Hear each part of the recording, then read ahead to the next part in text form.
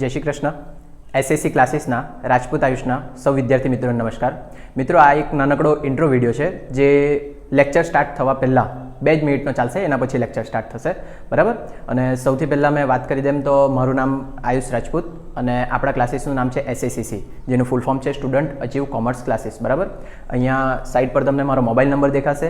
જો તમને કોઈ પણ સબ્જેક્ટમાં ડાઉટ હોય 11, 12 કોમર્સ, બીકોમ, એમકોમ, બરાબર, તમે એના પર મેસેજ કરીને પૂછી શકે. પછી એની નીચે મારા યુટ્યુબનું ચેનલ દેખાશે અને એ યુટ્યુબના ચેનલ પર તમને 11, 12ના તો થોડાક ઓછા મળશે, પણ બીકોમ એમકોમના પૂરેપૂરા વિડીયો મળશે તમને.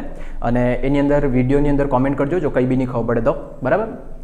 આ બાજુ મારા ઉપર દેખાશે મારું પર્સનલ ઇન્સ્ટાગ્રામ અકાઉન્ટ હશે, એની નીચે આપણા ક્લાસીસનું ઇન્સ્ટાગ્રામ અકાઉન્ટ હશે અને એની નીચે એક ઇન્સ્ટાગ્રામનું અલગથી અકાઉન્ટ બનાવ્યું છે જેની અંદર 11, 12 પ્રથમ પરીક્ષા અને દ્વિતીય પરીક્ષાના તમને પેપર મળી જશે, બરાબર. અને એકદમ લાસ્ટમાં તમને દેખાશે ટેલિગ્રામનું ચેનલ છે. ટેલિગ્રામના ચેનલની અંદર 12th બોર્ડના અને બીકોમ એમકોમના યુનિવર્સિટીના બધા પેપર મૂકેલા છે, બરાબર. અને એ પેપર શોધવા માટે મારા એમકોમની અંદર સાથે ભણતી એક છોકરી હતી પ્રિયા, જેણે હેલ્પ કરી છે, તો એ બધું ક્રેડિટ એને જ જાય છે, બરાબર. અને સ્પેશિયલી વાત કરી દેમ તો આપણા ક્લાસના અત્યાર સુધી કોઈ પેઇડ કોર્સ એટલે કે જે તમે પૈસાથી ખરીદીને ભણી શકે તેવા કોઈ કોર્સ નથી અને આપણા ટ્યુશન ક્લાસીસનું કોઈ અત્યાર સુધી એપ્લિકેશન નથી, બરાબર, જે ટૂંક સમયમાં ડેવલપ થશે, બરાબર. કંઈ બી ડાઉટ હોય એની ટાઈમ તમે પૂછી શકે અને આ જેટલી વસ્તુ દેખાય એ બધી વસ્તુ હું હેન્ડલ એકલો જ કરું છું. એટલે કદાચ શક્યતા એવી કે તમારા મેસેજના રિપ્લાય આપવામાં કે કોમેન્ટના રિપ્લાય આપવામાં થોડો ટાઈમ લાગી જાય, તો થોડુંક વેઇટ કરજો અને આપણે વિડીયો સ્ટાર્ટ કરીએ, બરાબર. Thank you. ચાલો ફટાફટ દાખલો ખોલો. ગ્રુપમાં મોકલેલો છે તે ક્રિસે મોકલેલો તે દાખલો ખોલો. તો એ જલ્દી નહીં મોકલેલો એટલે અમે નિર્ણય બદલી કરી લો.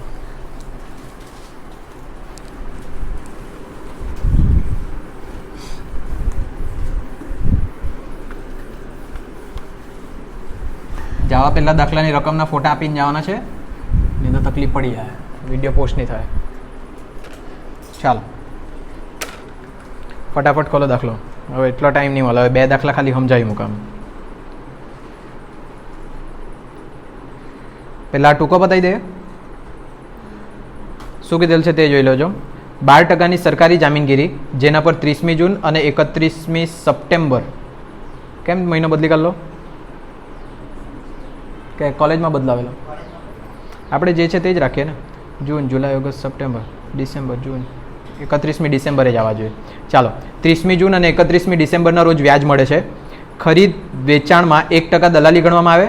તારીખ 1/6/2024ના રોજ 103 રૂપિયાના ભાવે ખરીદી કરવામાં આવે છે, જેમાં દલાલી 412 રૂપિયા હોય તો જામીનગીરીની દાર્શનિક કિંમત અને મૂડી કિંમત નક્કી કરો, બરાબર. ચાલો હવે જો, પહેલાં તો ખરીદી છે અને ખરીદી છે કે વેચાણ છે?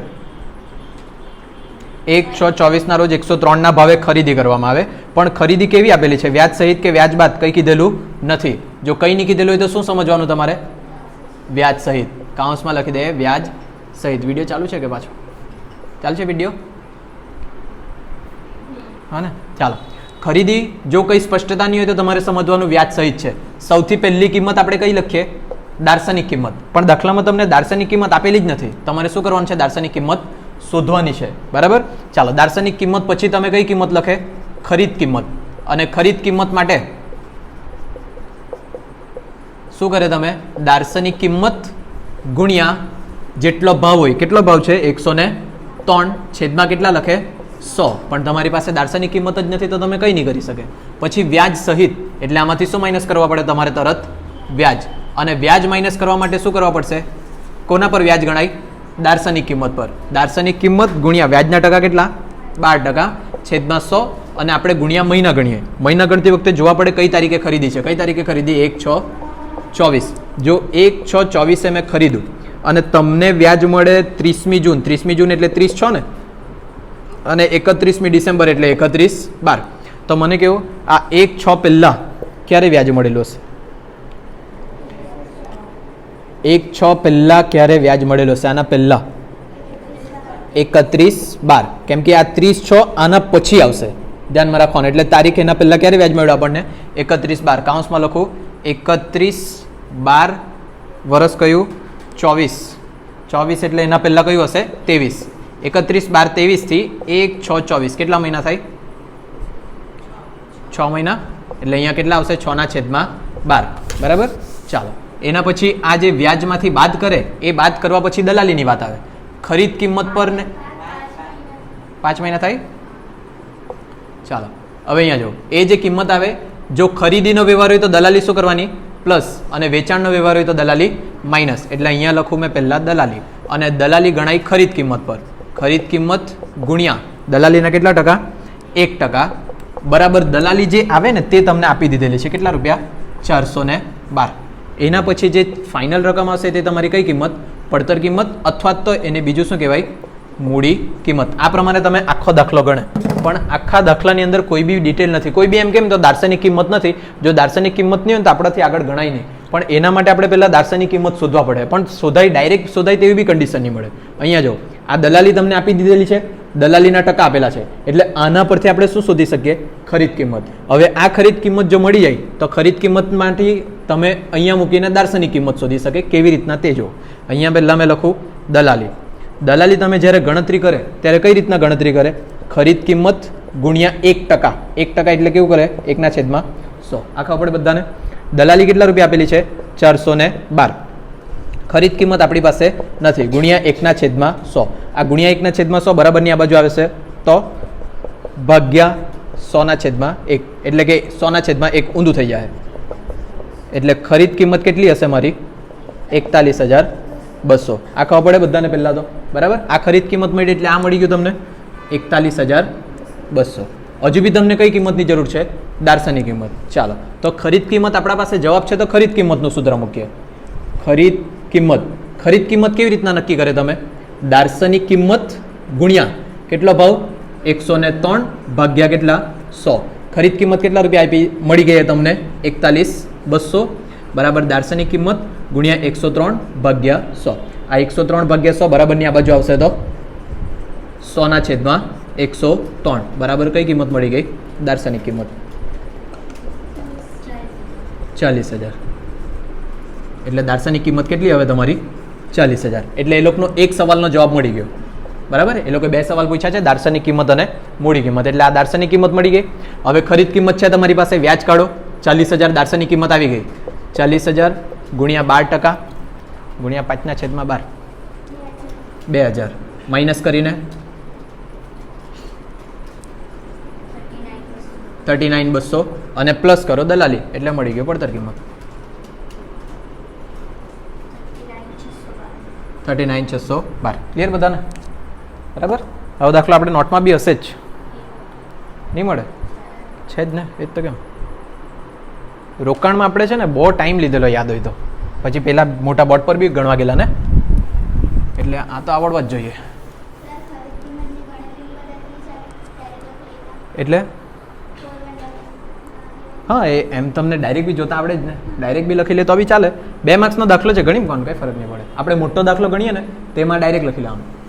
હું ખબર એ લોકો છે ને ટીકના માર્ક્સ રાખેલો હોય, અહીંયા ટીક આપેલો હોય ને 5 ટીકે માર્ક્સ આપવાના હોય, એટલે જેટલું વધારે ગણતરી કરી શકે ને નાના દાખલામાં તેટલું વધારે સારું.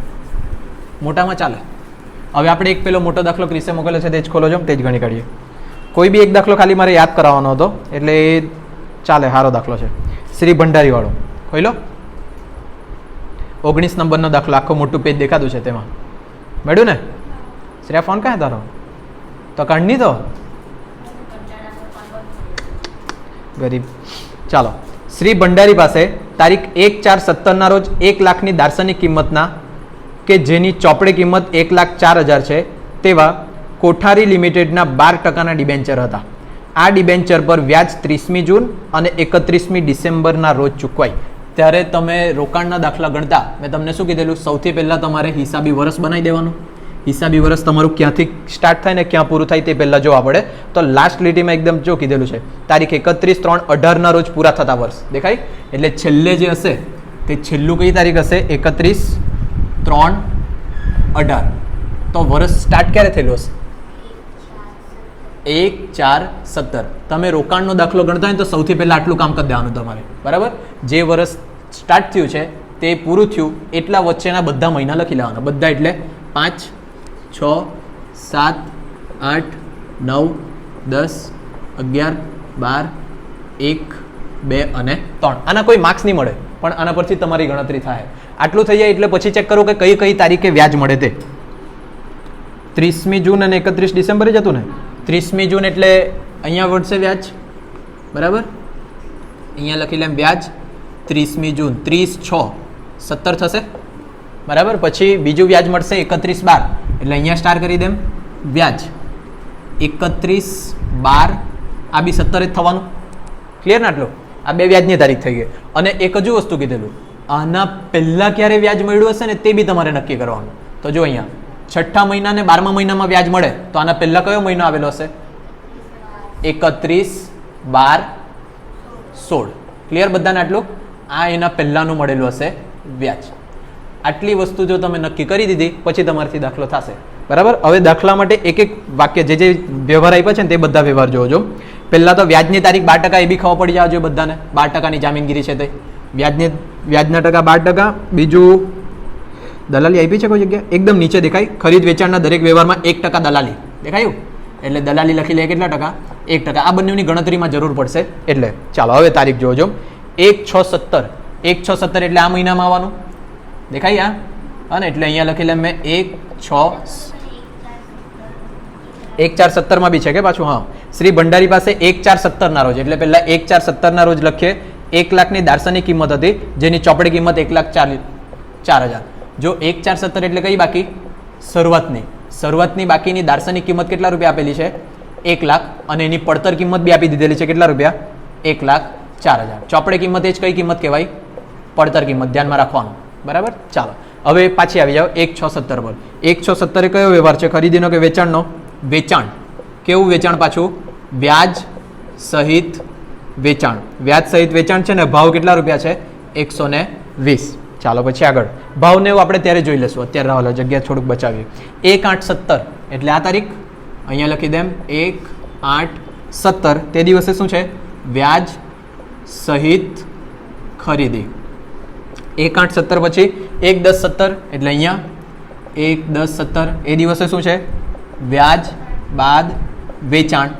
અને લાસ્ટ 1/12/17, 1/12/17 એટલે અહીંયા 1/12/17 શું છે તે દિવસે?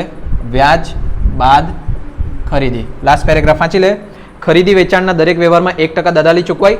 સ્ટોકનું મૂલ્યાંકન ફીફો પદ્ધતિ મુજબ કરવાનું છે અને ખાતું તૈયાર કરવાનું છે. ચાલો ફીફો પદ્ધતિ એ લોકોએ આપી છે. તમારી 3 પદ્ધતિ મેં શીખવાડેલી: ફીફો, લીફો અને સરેરાશ. 3 પદ્ધતિમાંથી આજે આપણે ગણતા છે ફીફો. અને ફીફો જ મોસ્ટ ટાઈમ બી પેપરમાં લગભગ તો આ જ પૂછાય, પણ કંઈ ગેરંટી નહીં અપાય. લીફો બી સરેરાશ બી પૂછી શકે, બરાબર. આ એક જ દાખલામાં બધી વસ્તુ સમજાવી મૂકવાનું છે, હા ને. બધું ધ્યાનથી હેકી લેજો. બીજા 2 દાખલા છે ને તેમાં જે મેઇન ગણતરી છે તે બતાવી દેવા. ફીફો પદ્ધતિ ગણીએ પણ સાથે સાથે આ બંને બી સમજાવું કે જ્યારે આ હોય ત્યારે શું કરવાનું તે, બરાબર. એટલે જેટલા દાખલા તમે જોઈ તેટલામાં કમ્પ્લીટ થઈ જાય, બરાબર. હવે મેં તમને કીધેલું આ બની જાય એટલે જેટલી તારીખ તમે લખી તે બધી તારીખની ગણતરી કરવાની, બરાબર. બધી તારીખની ગણતરી પાછી લાઈનમાં કરવાની. સૌથી પહેલી આ તારીખ આવવાની 1/4/17. જોઈ લો બોર્ડ પર બધા. 1/4/17 કાઉન્સમાં શું લખી દેવાનું? શરૂઆતની બાકી. શરૂની બાકી. હવે શરૂની બાકીમાં કોઈ ગણતરી કરવાની જરૂર નથી, બધું આપેલું જ છે. દાર્શનિક કિંમત કેટલા રૂપિયા? 1 લાખ. અને પડતર કિંમત કેટલા રૂપિયા? 1,04,000. શરૂઆતની બાકીમાં વ્યાજ ગણવાનું પાક્કું? ઓકે ના? મને 100% યાદ નથી એટલે ગણવાનું હોય. નોટમાં જોઈ લે આઈસી ફટાફટ, નહીં તો ખોટું નહીં પડી જાય.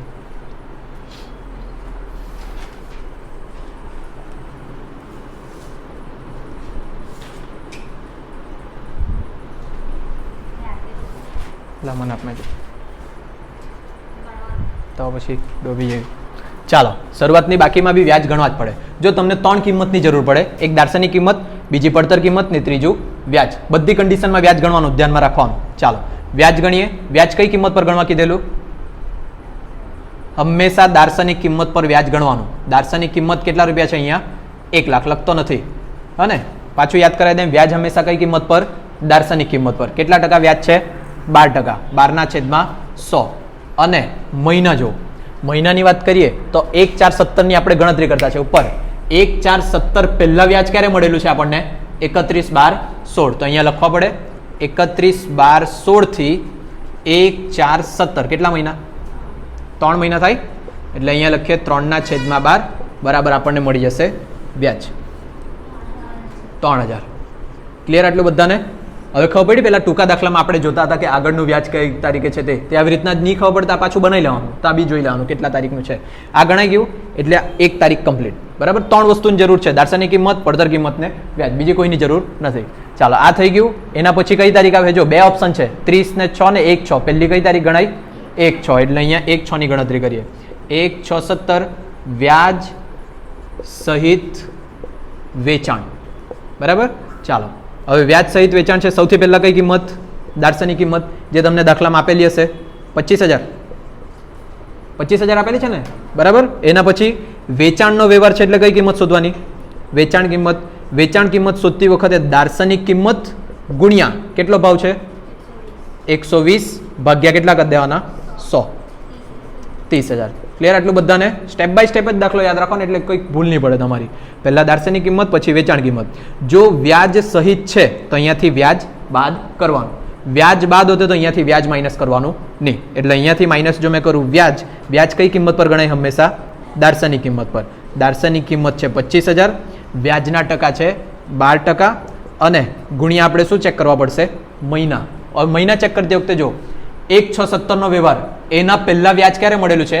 31/12. આ જે સ્ટાર દેખાય ને તે જ તમારી વ્યાજની તારીખ છે. એટલે ભૂલથી જો આ તારીખ લખી લીધી તો ખોટું, હા ને? 1 6 17 પહેલા વ્યાજ ક્યારે મળેલું છે? 31/12/16. તો કાઉન્સમાં લખીએ 31/12/16 થી 1 6 17 કેટલા માસ?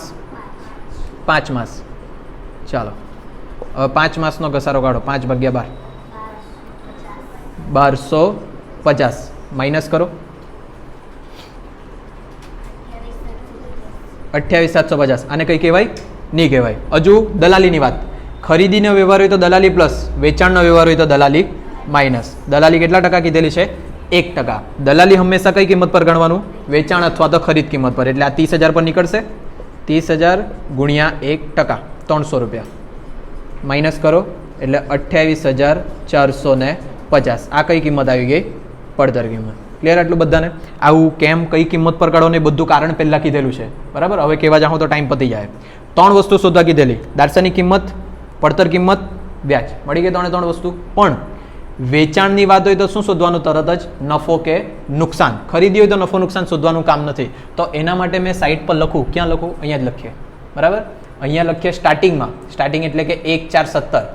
શરૂની બાકી કેટલી? શરૂઆતમાં કેટલા જામીનગીરી હતી મારા પર? રોકાણ 1 લાખનું. ખબર પડ્યા? શરૂઆતમાં મારા પાસે 1 લાખનું છે. એના પછી બીજું કોઈ ખરીદેલું જ નહીં મળે. ડાયરેક્ટ 1 6 17 વેચ્યું તો શેમાંથી વેચેલું હશે? આ 1 લાખમાંથી જ વેચેલું હશે. જે મારા પર 1 લાખનું હતું તે જ મેં કેટલું વેચી દીધું? એમાંથી 25000નું. તો એના માટે તમારે ચેક કરવા પડે કે એની પડતર કિંમત કેટલી તે. જો મારી દાર્શનિક કિંમત જે છે 1 લાખની, તેની પડતર કિંમત કેટલી છે? 1,04,000. જોજો, દાર્શનિક કિંમત જ્યારે મારી 1 લાખ છે ત્યારે મારી એની પડતર કિંમત કેટલી? 1,04,000. એમાંથી આપણે કેટલા વેચ્યા? 25000. તો જ્યારે 25000 દાર્શનિક કિંમત હોય ત્યારે મારી પડતર કિંમત કેટલી?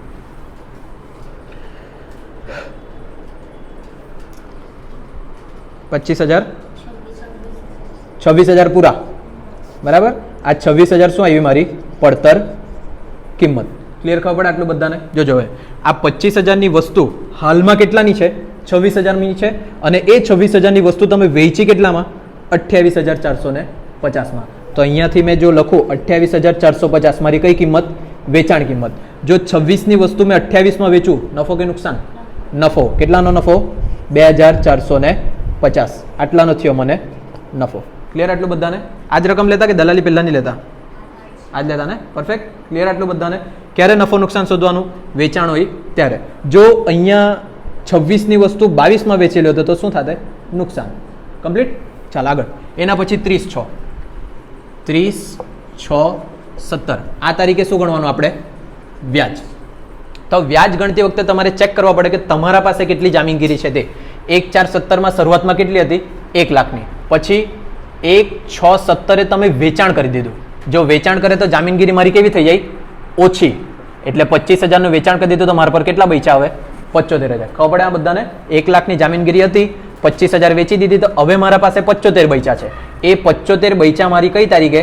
30 6 17. તો જ્યારે 30 6 17 મેં વ્યાજ ગણા ત્યારે કેટલી જામીનગીરી પર ગણા?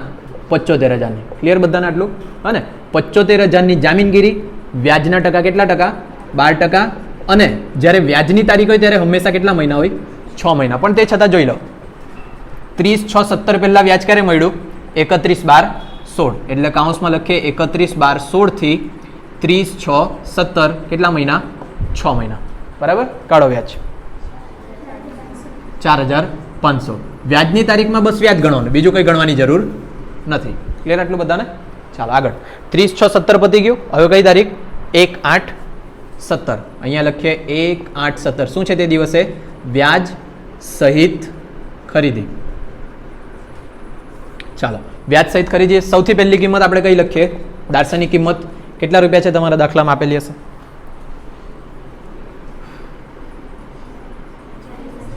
40,000. ચાલો, દાર્શનિક કિંમત મળી ગઈ. એના પછી ખરીદીનો વ્યવહાર છે એટલે કઈ કિંમત શોધવાની મારે? ખરીદ કિંમત. ખરીદ કિંમત ગણવા માટે દાર્શનિક કિંમત ગુણ્યા કેટલો ભાવ? 110 છેદમાં કેટલા? 100 એટલે 44,000. બરાબર ને? પછી ચેક કરવાનું વ્યાજ સહિત છે કે વ્યાજ બાદ? સહિત છે એટલે અહીંયાથી શું કરવા પડશે? માઇનસ વ્યાજ. વ્યાજ કઈ કિંમત પર ગણાય હંમેશા? દાર્શનિક કિંમત. 40,000 ગુણ્યા 12% અને મહિના ગણીએ. કઈ તારીખનો વ્યવહાર છે? 1/8/17. હવે ધ્યાનથી જો, 1/8/17 પહેલા વ્યાજ ક્યારે મળ્યું?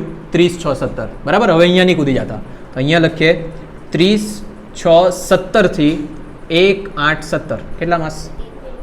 1 માસ. અહીંયા લખીએ 1/12 400. બરાબર ને? માઇનસ કરે એટલે 43,600. ક્લિયર આટલું બધાને? બીજી એક વસ્તુ છે ને, યાદ રાખી લેજો, એમ જ પરિણામ જેવું કે 6 મહિનાથી વધારે કોઈ દિવસ વ્યાજવાળો મહિનો આવે જ નહીં. એટલે જો ભૂલથી અહીંયા ગયેલા હોત ને તો તમારો અહીંયા વ્યાજનો મહિનો 6 થી વધી જતો. અને અહીંયા કોઈ બી દિવસ 6 થી વધારે નહીં આવી શકે, 6 થી ઓછા જ હોય, અથવા તો મેક્સમાં મેક્સ 6 જ હોય. ચાલો, એના પછી દલાલી. ખરીદીનો વ્યવહાર હોય તો દલાલી પ્લસ, અહીંયા માઇનસ જ કરી લે ને, પ્લસ દલાલી. દલાલી કઈ કિંમત પર ગણાય? ખરીદ અથવા તો વેચાણ કિંમત પર. એટલે 44,000 કેટલા ટકા? 1%. 440 પ્લસ કરવાનું છે એટલે 44,040. બરાબર. આ કઈ કિંમત આવી ગઈ હવે? પડતર કિંમત. 3 વસ્તુ ગણવાની: દાર્શનિક કિંમત, પડતર કિંમત અને વ્યાજ. ખરીદીનો વ્યવહાર છે એટલે નફો નુકસાનની વાત આવશે નહીં. એટલે આ થઈ ગયું કમ્પ્લીટ. તો અહીંયા આપણે લખી લે 30/6/17 75ની જામીનગીરી હતી, 1/8/17 ખરીદી કરી પ્લસ 1/8/17 ખરીદી. કેટલાની ખરીદી કરેલી છે? 40,000ની. એટલે આટલા આપણે ધંધાની અંદર વધી ગઈ જામીનગીરી. ટોટલ પછી મારી 1/8/17 પછી કઈ તારીખ? 1/10/17. અહીંયા લખું 1/10/17. 1/10/17 શું છે? વ્યાજ બાદ વેચાણ. વ્યાજ બાદ વેચાણ તમારો છેલ્લો જ બેચ છે એટલે લાસ્ટ સુધી ભણાવી દેવું, જેટલું પતે તેટલું. વ્યાજ બાદ વેચાણની વાત કરી છે. સૌથી પહેલાં કઈ કિંમત લખું મેં અહીંયા? દાર્શનિક કિંમત. કેટલા રૂપિયા આપેલી દાખલામાં? 30,000. ચાલો, વેચાણ એના દાર્શનિક કિંમત ગણાઈએ પછી કઈ કિંમત ગણવાની? વેચાણ કિંમત. વેચાણ કિંમત ગણવા માટે દાર્શનિક કિંમત ગુણ્યા કેટલો ભાવ? 105 ભાગ્યા 100 31,500. હવે આવ્યું અલગ. વ્યાજ બાદ. વ્યાજ બાદ હોય તો વ્યાજ માઇનસ કરવાનું નહીં કરવાનું. એટલે આ તમારી ફાઇનલ કિંમત. પણ દલાલી છે આપણા પાસે. વેચાણ હોય તો દલાલી શું કરવાનું? માઇનસ. એટલે અહીંયા કરીએ માઇનસ દલાલી. દલાલી કઈ કિંમત પર ગણવાનું? વેચાણ કિંમત પર. 31,500 ગુણ્યા 1% એટલે 315. બરાબર ને? માઇનસ કરો એટલે 31,185. આ કઈ કિંમત આવી ગઈ? ડાયરેક્ટ પડતર કિંમત. ખબર પડી વ્યાજ કેમની માઇનસ કર્યું? વ્યાજ બાદ છે એટલે. 3 વસ્તુ ગણવા કીધેલી: દાર્શનિક કિંમત, પડતર કિંમત ને વ્યાજ. વ્યાજ છે કોઈ જગ્યા? નથી, તો અલગથી ગણવાનું. ચાલો, અલગથી ગણીએ. અહીંયા વ્યાજ. વ્યાજ કઈ કિંમત પર ગણવાનું? દાર્શનિક કિંમત 30,000. 30,000 પર 12% લેખે મહિના ગણવા પડશે. મહિના ગણતી વખતે જો કઈ તારીખનો વ્યવહાર છે? 1/10/17 પહેલાં વ્યાજ ક્યારે મળ્યું છે? 30/6/17. એટલે 30/6/17 થી 1/10/17 કેટલા માસ? 3 માસ. અહીંયા કરો 3/12 90. 900 શું આવી ગયું? વ્યાજ. ભલે વ્યાજ પ્લસ કરવાનું હોય કે માઇનસ કરવાનું હોય નહીં હોય, તે છતાં બી તમારે વ્યાજ અલગથી તો ગણવા જ પડે. આ થઈ ગયું તમારું 1/10/17. વેચાણનો વ્યવહાર છે એટલે પાછું શું ગણવા પડશે તમારે? નફો અથવા તો નુકસાન. અહીંયા બી હેડિંગ આપી દે પહેલાં, નફો/નુકસાન. એટલે અહીંયા બી હેડિંગ આપીએ નફો અથવા તો શું ગણવાનું? નુકસાન. ચાલો, હવે વાત આવી મેન પદ્ધતિની. જો અહીંયા બધા આ 1 લાખનું છે, તેમાંથી 25,000 વેચાઈ ગયા એટલે કેટલા બચ્યા? હવે 75,000. અને બીજા આપણે ખરીદ્યા કેટલા? 40,000. હવે તમારા પાસે બે ઓપ્શન. વેચા કેટલા તમે? 30,000 વેચા. તો પ્રશ્ન એ ઊભો થાય કે આ 75,000માંથી તમે 30,000 વેચ્યા કે આ 40,000માંથી તમે 30,000 વેચ્યા. બરાબર, પદ્ધતિ જોવા પડે એના માટે. કઈ પદ્ધતિ છે? ફીફો. અને બીજી કઈ આવશે? લીફો. અને ત્રીજી કઈ આવશે? સરેરાશ. જો ફીફો પદ્ધતિ એમ કીધી એટલે ફર્સ્ટ ઇન ફર્સ્ટ આઉટ, પહેલા જે આવી તેને પહેલા વેચો. ખબર પડે? First in first out. તો પહેલી કઈ આવી છે? 75. તો આપણે પહેલા 75માંથી લેવાના. પણ જો લીફો હોય, લાસ્ટ ઇન ફર્સ્ટ આઉટ, છેલ્લે આવી તેને પહેલે વેચો. બરાબર, એટલે છેલ્લે કઈ આવી? 40, તો તેને પહેલા વેચવા પડે. ક્લિયર? ગુચવાડો ક્લિયર? જો સરેરાશ હોતે તો શું કરવા પડતે? આ બંનેનો સરવાળો ભાગ્યા 2, અને એવી જ રીતના પડતર કિંમત બંનેનો સરવાળો ભાગ્યા 2, જેટલા આવે તેટલા. ક્લિયર આટલું બધાને? કે કઈ અલગ કરતા? શું કરતું? હા, ભાગ્યા 2 નહીં કરવાનું. બરાબર, ડાયરેક્ટ સરવાળો કરીને ડાયરેક્ટ પદ મૂકી દેવાનું કે આટલા આટલા તો પહેલા કેટલા. એકાદ દાખલો શોધીને પાછો બતાવી દેવા. પણ પાછો ક્યારે બતાવવાનો? હવે તો પતી ગયું. કોસ્ટનું રિવિઝન ચાલુ થાય ને ત્યારે એક દિવસ યાદ કરવાનું મને. બરાબર, પણ સરેરાશ 99% ચાન્સ છે કે નહીં પૂછાય, ફીફો લીફો જ પૂછાય. ગુસ્સો આટલું બધાના મગજમાં. બરાબર, એટલે અત્યારે ફીફો છે તો આપણે કયામાંથી વેચ્યા? 75,000 વાળામાંથી. અને એ 75,000 એટલે કયું? આ 1 લાખ વાળું. ખબર પડે? આ 1 લાખમાંથી જ વેચતા છે એટલે પાછું લખું. જો મારી દારસાની કિંમત 1 લાખ હોય ત્યારે એની પડતર કિંમત કેટલા રૂપિયા છે? 1,04,000. ભલે અહીંયા 75,000 છે પણ જામીનગીરી તો આ જ છે ને, અને એટલે ત્યાં 1 લાખ જ લખવાનું. અને એમાંથી વેચા કેટલા મેં? 30,000. તો જ્યારે મારી જામીનગીરીની દારસાની કિંમત 30,000 હોય ત્યારે પડતર કિંમત કેટલી? કેટલા? 250. ખાલી 200. 31,200. આ મારી આવી પડતર કિંમત. અને એ પડતર કિંમતની જામીનગીરી મેં વેચી કેટલામાં છે?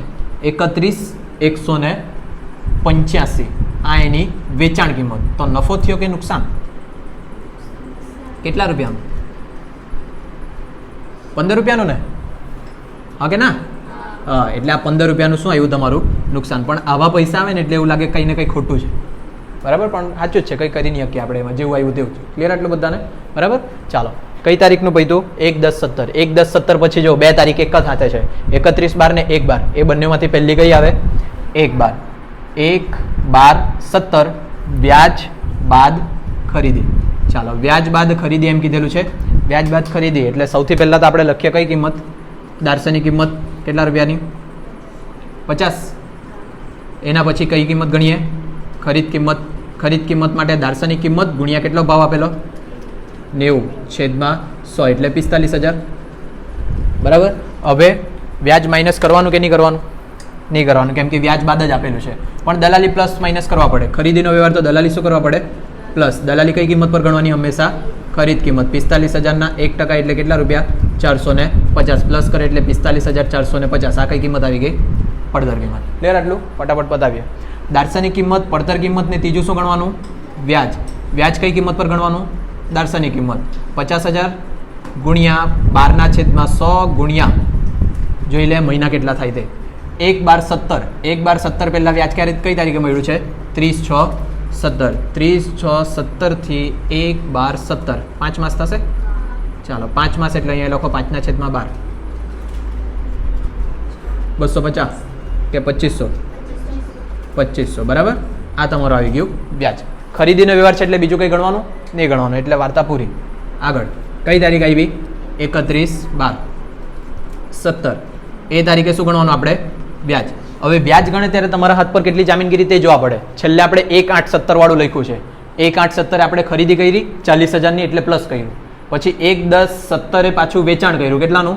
30,000નું. એટલે અહીંયાથી માઇનસ કરીએ. 1/10/17 વેચાણ 30,000નું. પછી 1/10/17 પછી 1/12/17 પાછી ખરીદી કરી એટલે પ્લસ 1/12/17 ખરીદી કરી કેટલાની? 50,000ની. તો આ પ્લસ માઇનસ કરો એટલે કેટલી જામીનગીરી હોય તે ખબર પડે આપણા પાસે. 1,35,000. આટલી જામીનગીરી છે આપણે 31/12/17. ખબર પડે? આ ખીચડી થઈ ગઈ પણ ખબર પડવા જોઈએ. એટલે હવે જ્યારે વ્યાજ ગણવાનું ત્યારે કેટલા પર ગણવાનું? 1,35,000 પર 12% લેખે કેટલા મહિના વ્યાજ ગણે ત્યારે? 6 મહિના. 8,100. કાઉન્સમાં તારીખ બી લખી લે. 31/12/17 પહેલાં વ્યાજ ક્યારે મળ્યું? 30/6/17 થી 31/12/17 બરાબર 6 માસ. અને 6 માસથી વધારે કોઈ દિવસ વ્યાજના મહિના આવે નહીં. ગણતરી પૂરી? હા કે ના? બાકી કઈ બાકી? આખરનું, એટલે કે ચઢેલ વ્યાજ. શું શોધવા પડશે તમારે? ચડેલ વ્યાજ. જો તમારી છેલ્લી વ્યાજની તારીખ આ જોતે તો ચડેલ વ્યાજ ગણવા પડતે? નહીં ગણવા પડતે. તો આ તમારો દાખલો કમ્પ્લીટ. હવે અહીંયા ગણીએ છેલ્લી તારીખ, આ બાજુ જ ગણી દે 31 શું કહ્યું અહીંયા જ પતાવી દેમ. ચાલો 31/3/18 શું ગણવાનું મારે? ચડેલ વ્યાજ. હવે ચડેલ વ્યાજ માટે બી જામીનગીરી કેટલી બચવાની તમારી પાસે? 1.35 જ બચવાની, કેમ કે એના પછી તો કંઈ ખરીદી વેચાણ કર્યું નહીં. એટલે 1,35,000 પર આપણે વ્યાજ ગણીએ 12% લેખે. અને મહિના જો કઈ તારીખે છેલ્લે વ્યાજ મળ્યું? 31/12/17. 31/12/17 થી 31/3/18 કેટલા માસ? 3 માસ. 3/12 4,050. આ તમારી બધી ગણતરી. હવે આ ગણતરી પરથી શું તૈયાર કરવાનું? ખાતું. ખાતું આવડે કે એ બી બતાવવા પડે? બતાવી દેમ. અમુકને નહીં આવડે તે ક્રિસ બિચારો જો ને. ચાલો હવે ખાતું બનાવવા પડે, બોર્ડ સાફ કરવા પડે, એટલે મેં બધી તારીખનું પહેલાં લખી લઉં. જો અહીંયા 3 વસ્તુની જરૂર પડે મને. કઈ કઈ? દાર્શનિક કિંમત, પડતર કિંમત અને વ્યાજ. સાફ કરી લખા કાથી ફોટો નહીં પાડ્યો. પેલી ઉપર તારીખ વાળું તો ખબર પડી જાય ને, એટલું તો આ વિડીયોમાં જ જોઈ લેજો.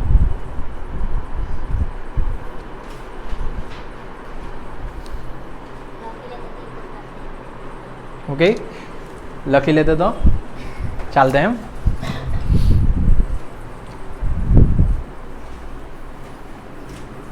ચાલો મેં શું લખતો છે તે જોઈ લો.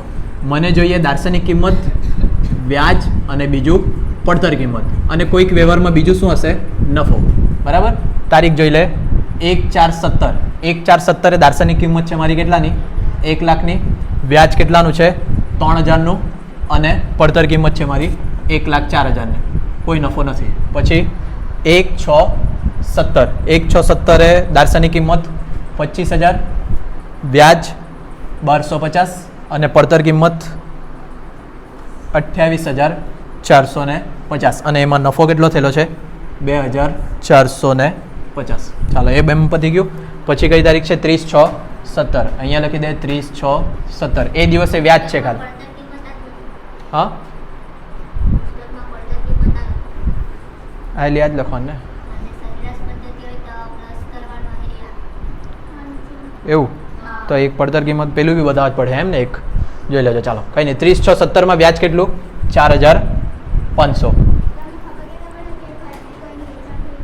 તે નફાથી ખબર પડી જાય ને. નફાથી જેમાં નફો લખેલો તે ખરીદી, જેમાં ખાલી વ્યાજ લખેલું તે વ્યાજની તારીખ, અને બાકી તો ખરીદી જ. ખબર પડી જાય. ચાલો 30/6/17 પછી 1/8/17. ચાલો 1/8/17 એ દાર્શનિક કિંમત 40,000, વ્યાજ 400, પડતર કિંમત 44,040. 1/8/17 પછી 1/10/17. 1/10/17 એ દાર્શનિક કિંમત 30,000, વ્યાજ 900, પડતર કિંમત 31,185. અને છેલ્લે નફો નુકસાન હશે. અહીંયા નુકસાન છે 15, એટલે કાઉન્સમાં લખું. બરાબર. ચાલો એના પછી 1/12/17. 1/12/17. 1/12/17 એ વ્યાજ છે ખાલી. કેટલા? નહીં, બધું જ છે. દાર્શનિક કિંમત 50,000, વ્યાજ 2500, પછી પડતર કિંમત 45,450 અને નફો નુકસાન નહીં આવશે. પછી 31/12/17 એ વ્યાજ છે ખાલી. કેટલું? 8,100. અને છેલ્લું આખરનું 31/3/18 ચડેલું વ્યાજ છે કેટલાનું? 40,50. બરાબર. આટલી જ એન્ટ્રી આવે. આ જ એન્ટ્રી માટે તમે આટલી બધી ગણતરી કરી.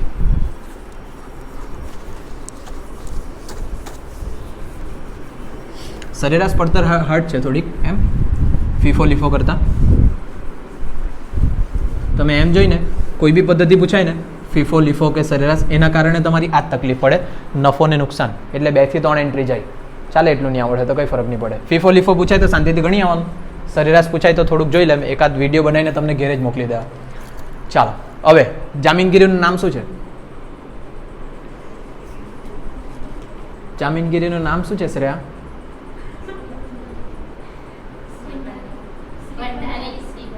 શ્રી ભંડારીની જામીનગીરી, પણ જામીનગીરીનું નામ શું? શ્રી ભંડારી. શ્રી ભંડારીજી 12% ને 12% ડિબેન્ચર્સનું ખાધો એટલે ભંડારીનું વેચાણને ખરીદી કરવાનું આવે. ચાલો, નમૂનામાં પહેલા શું આવે? તારીખ. બરાબર. વિગત. પછી 3 ખાના રકમ માટે આવતા છે, વચ્ચે વ્યાજ આવતું છે, એ મને યાદ નહીં મળે. દાર્શનિક કિંમત, વ્યાજ અને પડતર કિંમત જોઈ લેજો, ખાના ખોટા નહીં પડી જાય. બરાબર. કાઉન્સમાં અહીંયા લખી દે રૂપિયા, એવું લાગ્યા કરે 2 વર્ષ પછી દાખલો ગણાવ્યા કર્યો હતો. તારીખ, વિગત, દાર્શનિક કિંમત, વ્યાજ અને પડતર કિંમત. રકમના ખાનામાં શું લખી દેવાનું? રૂપિયા.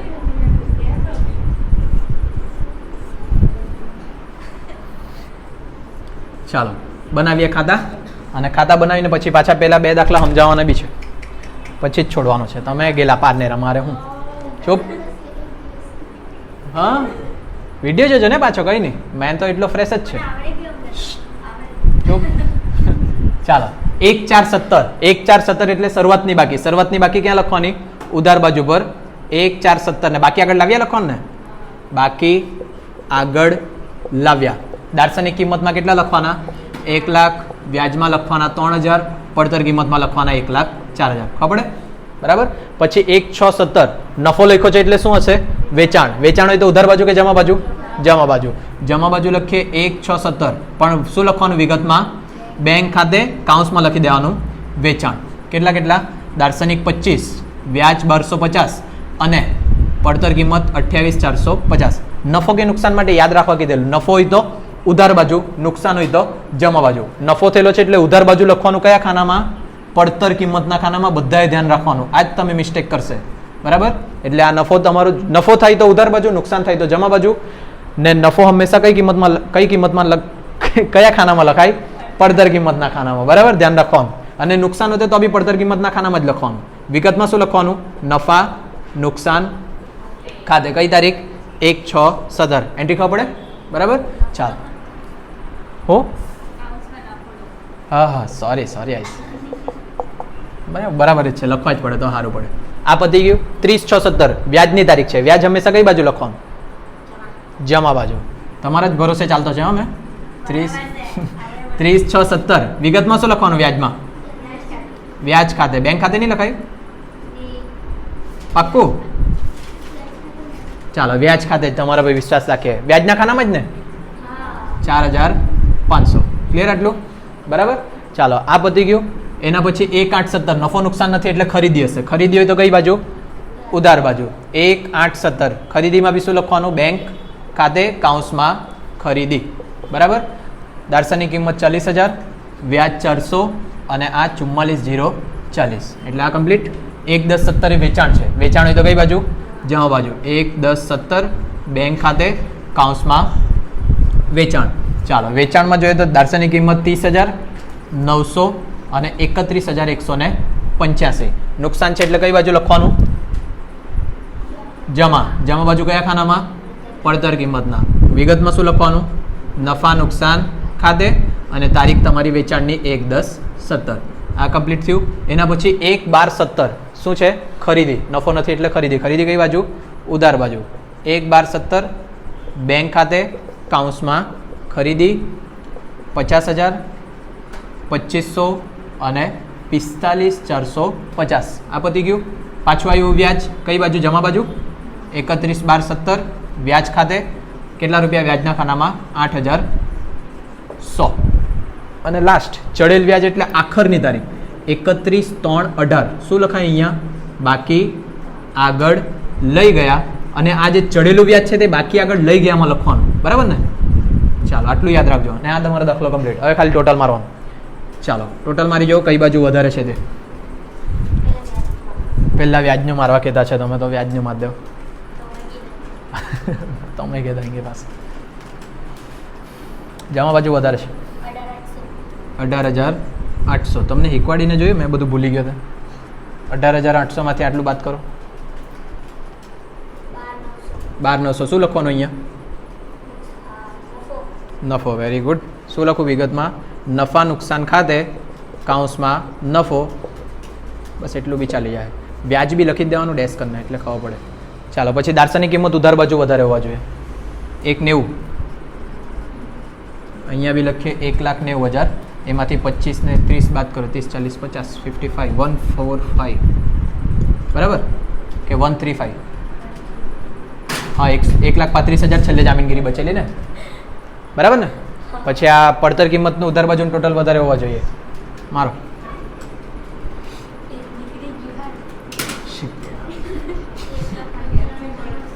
એક 940, 1,95,940.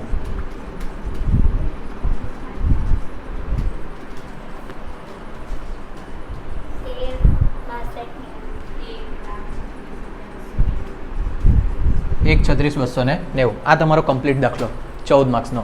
અને રોકાણો તમારે કમ્પલસરી ગણવા પડે, કોઈ ઓપ્શન નહીં મળે, કંઈ મળે નહીં, બરાબર? અને હવે પેલા 2 દાખલા સમજાવવાનો તો છે જ, બરાબર? જવાનું નથી, એટલે કાલથી નહીં આવવાનું. નહીં આવડે, જરીક ટ્વિસ્ટ છે એમાં, એટલે તો મૂક્યો છે દાખલો બંને.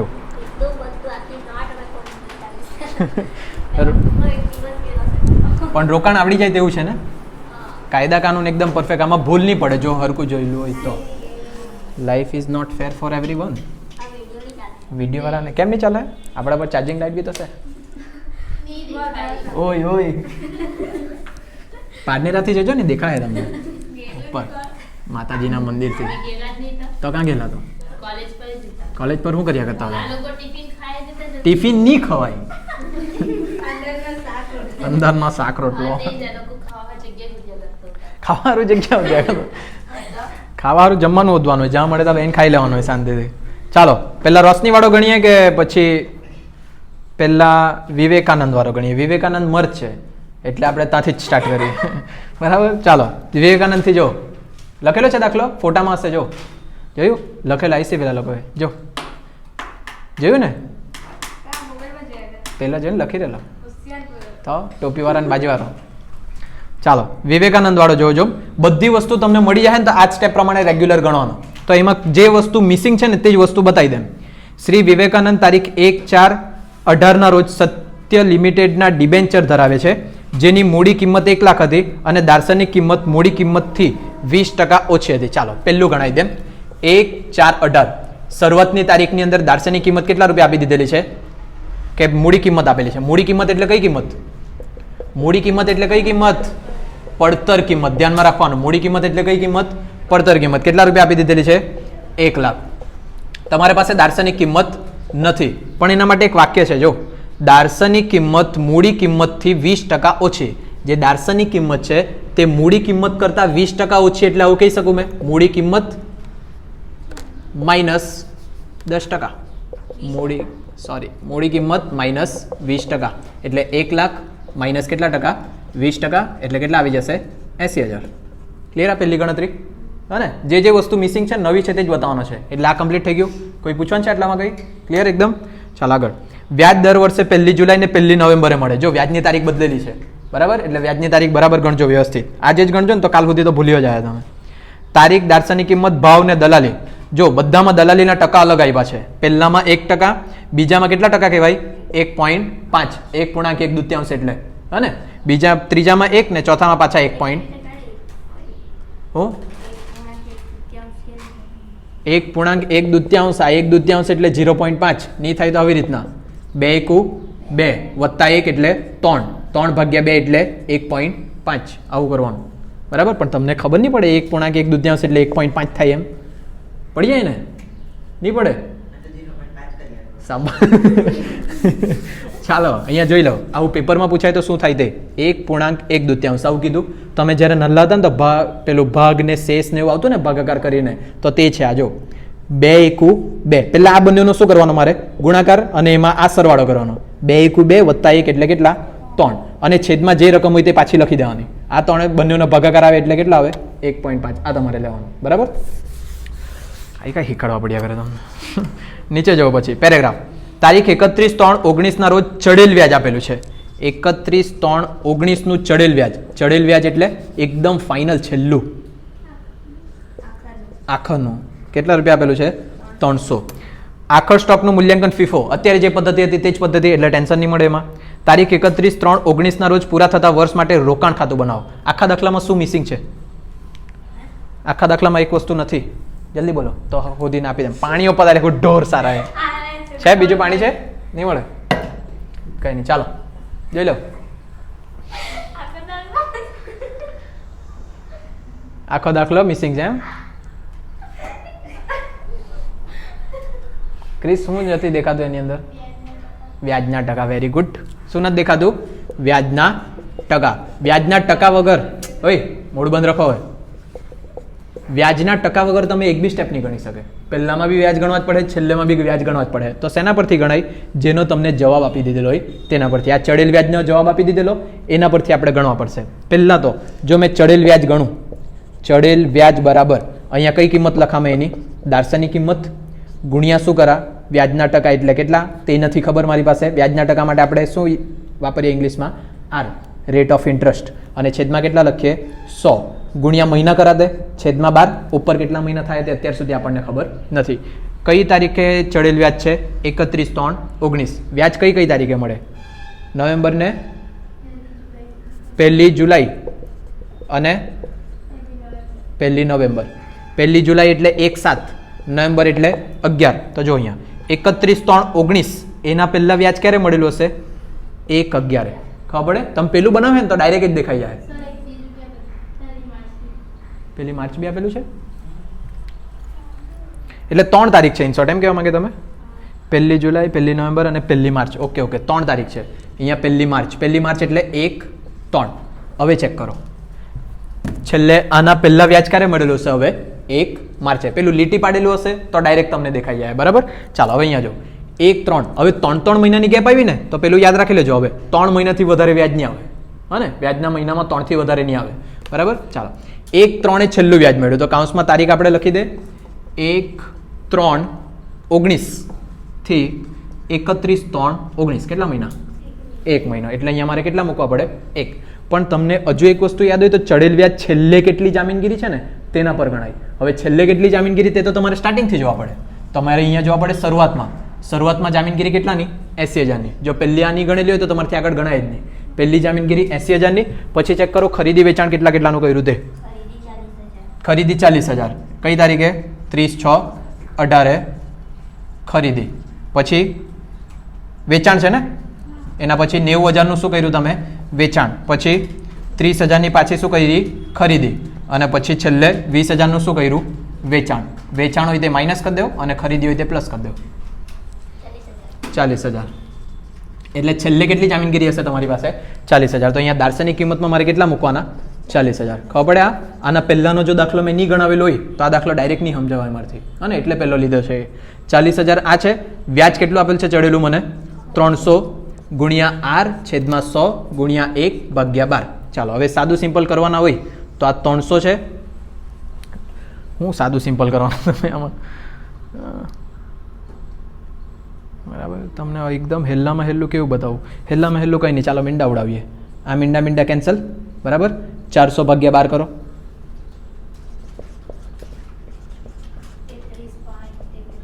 33.33. પાછી આ લફડાવાળું થઈ ગયું. બરાબર. આખો પોઈન્ટમાં રહેવા લો. એકદમ શોર્ટકટ પતે ને તેવું બતાવવા પડે તો મજા આવે. ચાલો એકદમ શોર્ટકટમાં બતાવીએ. બરાબર. આ જે 40 આ બધાને છે ને આ બાજુ લઈ આવીએ. ખાલી અહીંયા શું રાખીએ આપણે? આર. તો વધારે સારું પડે. બરાબર. જો બધાને આ બાજુ લાવવાનું હોય મારે તો આ 300. બરાબર. આ 1/12 છે. આ બાજુ આવે તો 12/1 થાય. હા ને? સરળતા ખાતર મેં આને આવું લખી દેમ 40,000/1. હા ને? તો આ 40,000/1 આ બાજુ આવે તો 1/40,000. અને આ 100 ભાગાકારમાં છે. આ બાજુ આવશે તો ગુણાકારમાં. એટલે અહીંયા શું બચી ગયું? ખાલી આર. ખબર? આ પાછી સાઈડ ચેન્જ કરતા જોઈ લો. 300 છે તેવાના તેવા જ. 1/12 છે એટલે આ બાજુ આવી ગયો તો 12/1. 40,000/1 આપણે લખ્યું સરળતા માટે તો બરાબરની આ બાજુ આવ્યું તો 1/40,000. 100 અહીંયા ભાગાકારમાં છે. આ બાજુ આવ્યા તો ગુણાકારમાં. એટલે 300 ગુણ્યા 12 ગુણ્યા 100. હું 9 ડાયરેક્ટ કર્યા 9%. પણ કરી લો ને 300 ગુણ્યા 12 ગુણ્યા 100 3,60,000. ને છેદમાં કેટલા છે? 40,000. એટલે આર બરાબર કેટલા મળી ગયા મને? 9. હું 36. 9% ને 4 9 આમ 36 એટલે આર કેટલા તમારા 9%. તો બધામાં વ્યાજના ટકા કેટલા લેવાના 9. બાકી કંઈ હાર્ડ નથી. આટલી વસ્તુ એ લોકોએ નવી પૂછેલી છે, બાકી બધું નોર્મલ છે. હજુ બી આપણે જોઈએ. આ તો પુરુષનો દાખલો તો એટલે હાર્ડ હતો, મહિલામાં તો હેલ્લો જ હોય. વોટ કઈ be means what is a little ગાય.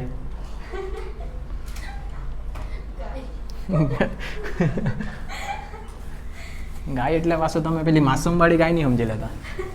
આ તો બળદ છે, બળદ મારવાવાળું, ગુસ્સાવાળું બળદ, જે એક વખત કોઈને મારે ને તો પછી 4 જણ મળીને એને લાકડી ભીની કરીને મારે, તે વાળું બળદ છે. ચાલો રસની વાળો દાખલો જોજો. મતલબ બાકીનું તમારે ગણો, બાકી જેટલું બી છે. આ જ મેઇન વસ્તુ નવું છે એવો દાખલો. આ હવે કોઈ વર્ષનો તો છે જ, કયા વર્ષથી લખવાનું બી યાદ નહીં મળે. આ તો રોશની વાળો ને, પેલો ઉપરવાળો બી કોઈ વખતે પૂછાયેલો હોઈ શકે. હાર્ડમાં હાર્ડ એ જ છે, એનાથી હાર્ડ પેપરમાં નહીં આવે. બરાબર, છેલ્લો હાર્ડમાં હાર્ડ એ જ. એટલે રિવિઝન છે તો કંઈક કરી લે ને આપણે યાર, એવું કેમ? કેમ બીજું નહીં આવડે? ખાતાવાર છે ને, ખાતાવારમાં પાસ થવાનું. પછી મૂડી નફો, theory, lots of things to pass. યાર ઇંગ્લિશ બોલાય કે મારથી. જેટલું એન્ટ્રી આવડે તેટલી કરી આવવાની, પણ પેલું વ્યાજ વગર તો તમારી એન્ટ્રી બી શું થવાની? હા ને, તો આજુબાજુવાળામાંથી જોઈ લેવાનું જેટલા ટકા એ લોકોએ લીધેલા તેટલા જેવા જ લે. આજુબાજુવાળા 190% આવેલા હોય આજુબાજુવાળાના, જોઈ જ લેજો. ચાલો ફટાફટ લાસ્ટ પતાવે પછી ઉપડો તમે. રોશની પાસે તારીખ 1/4/18 રોજ 6%ની સરકારી જામીનગીરી હતી. વ્યાજના ટકા આપી દીધા 6%, જેની મૂડી કિંમત 78,000 અને દાર્શનિક કિંમત 80. ડાયરેક્ટ ખબર જાય ને, દાર્શનિક 80 ને પડતર 78. પડતર કિંમત એ જ તમારી મૂડી કિંમત અને દાર્શનિક કિંમત એ જ તમારી મૂળ કિંમત. યાદ રાખવાનું. વ્યાજ 30મી જૂન 31 ડિસેમ્બર, બે જ વખત વ્યાજ મળવાનું, 6 મહિના, એટલે શાંતિથી જ પતી જાય. ખરીદ વેચાણમાં દલાલી 2%, દલાલી બી ડાયરેક્ટ આપી દીધેલી છે. પણ બે જગ્યાએ દાર્શનિક કિંમતમાં ક્વેશ્ચન માર્ક છે. ક્રિસ દેખાય? બે જગ્યાએ દાર્શનિક કિંમતમાં ક્વેશ્ચન માર્ક, 1/6/18 ને 1/6/18 દેખાયું કે? બરાબર, એ બંને મારે ગણી આપવાનું, બાકી બધું તમે ગણી કાઢે. તો એના માટે નીચે કંઈક તો આપેલું હોવા જોઈએ. પેરેગ્રાફ. તારીખ 1/6/18 રોજ વ્યાજ બાદ વેચાણના વ્યવહારમાં 1080 દલાલી અને 1/6/18 વ્યાજ બાદ ખરીદીના વ્યવહારમાં 1140 દલાલી છે. તારીખ 31/3/2019 રોજ જામીનગીરીની બજાર કિંમત 2.20% ઓછી છે. આ સેમ દાખલો લગભગ નોટમાં છે ને?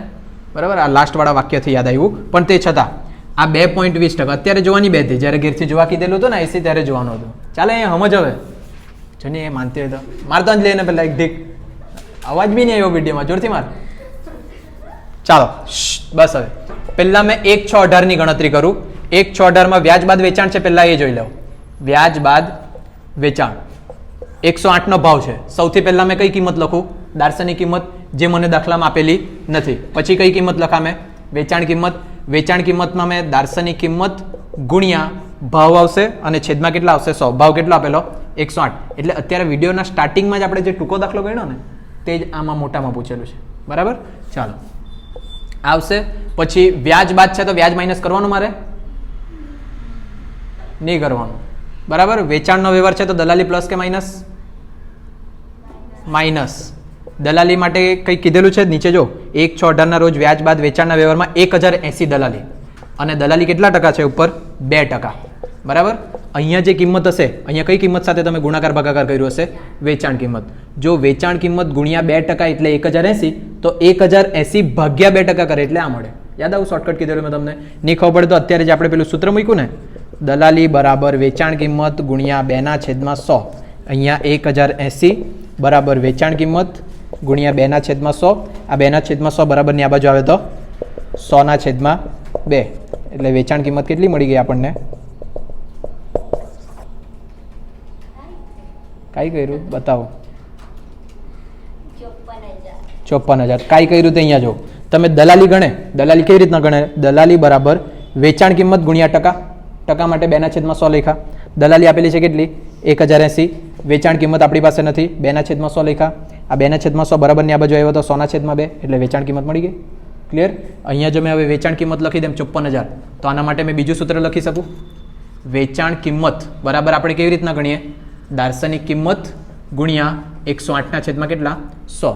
તો અહીંયા મેં વેચાણ કિંમત મૂકા 54,000, પેલું આ બાજુ લાવા એટલે 100/108. એટલે શું મળી જાય મને? દાર્શનિક કિંમત 50,000 છે કઈ હાર્ડ નહીં મળે, પણ લાંબુ છે એટલે ત્રાસ લાગે. બીજું 1/6/18 રોજ વ્યાજ બાદ ખરીદીના વ્યવહારમાં 1,140 દલાલી, એ તમારે જાતે ગણવાનું, બરાબર. અને લાસ્ટ એકદમ 31/3/19 વાળું.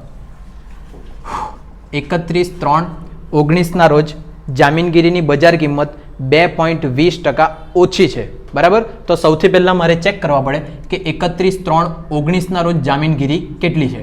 ધારો કે પહેલાં અહીંયા કરે ને તમે પ્લસ માઇનસ, એ પ્લસ માઇનસ કરીને અહીંયા તમારો જવાબ આવ્યો 50,000.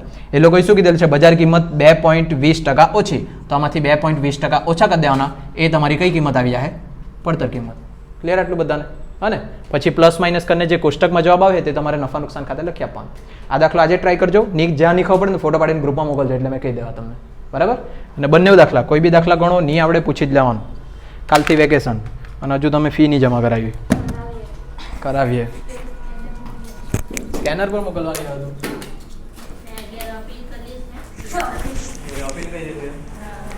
મારે છે ને હવે દિવાળીમાં બધાને ફોન મારવા પડે.